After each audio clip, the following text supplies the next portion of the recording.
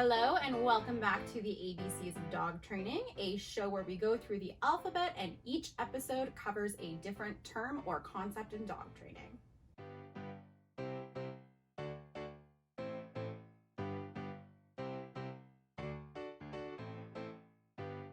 Extinction is exactly what it sounds like. It's something dying out, except in this case, we're talking about behavior as opposed to the dinosaurs.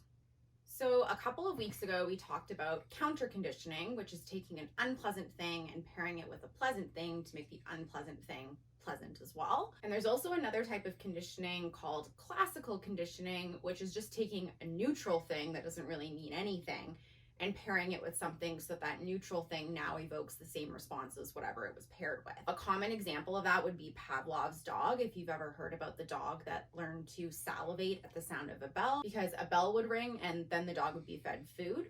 There's also an episode of The Office where Jim conditions Dwight to get a bad taste in his mouth by offering Dwight a mint every time that he starts his computer. So then eventually, with the sound of the computer starting, Dwight just puts out his hand expecting a mint and talks about how his mouth tastes bad. What are you doing? What? I don't know. Well, my mouth tastes so bad all of a sudden. Ugh. Anything that becomes conditioned can also go extinct. And conditioned responses are most in danger in the early stages of them being learned. In one of the examples that we used for counter conditioning, we talked about pairing nail trims with food. If you only did one session of that and then never did it again, very quickly that association between the nail trim and the food would go away. Now, even if the nail trims had been paired with food for a long time, that positive conditioned response would still be in danger of going extinct, except it would take much longer for it to go extinct than it would if I stopped pairing the nail trim with food early on in my training. Extinction can also happen with behaviors you've taught your dog. So I see this in class a lot where students will be working on teaching their dog to sit, and then their dog sits successfully a few times and they immediately want to stop using treats. So very quickly, the dog then stops sitting, and then the people go, oh, well, they only sit if I have treats, and they're all upset about it.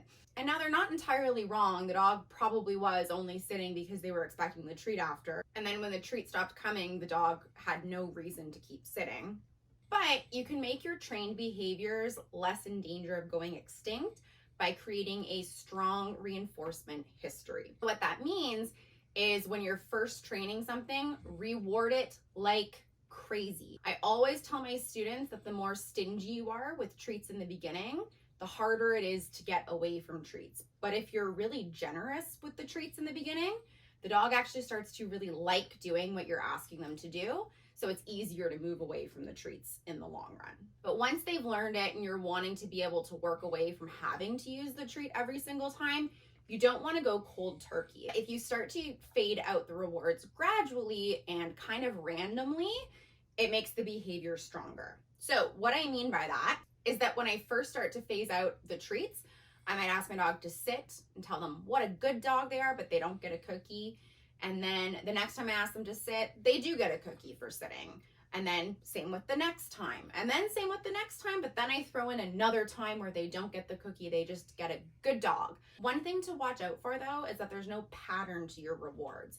So if your dog figures out that you are rewarding every third sit, the first two sits might be kind of sloppy and slow, but the third one is always beautiful because your dog knows it's only the third sit that really counts. What you want to do instead is keep your dog guessing about when that next reward is going to come so they don't really know. So you might reward after every 3 sits, and then 5 sits, and then 1 sit, and then 7 sits, and then 3 sits, and then 4 sits. There's different types of schedules of reinforcement. I'm not going to get into all of them. Just remember to start to reward a little bit more randomly when you start to phase out the treats. Now, I could talk a lot more about extinction. I haven't even gotten into the topic of extinction bursts, but we'll leave that for another day because I don't want to make this video too complicated.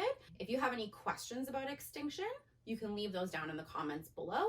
If you've liked this video even just the teensiest bit, please hit the like button. And if you haven't already subscribed, please subscribe to the channel. And I will see you next week for the letter F. No, you cannot have hot chocolate. time. No, you cannot have hot chocolate. You cannot have hot chocolate.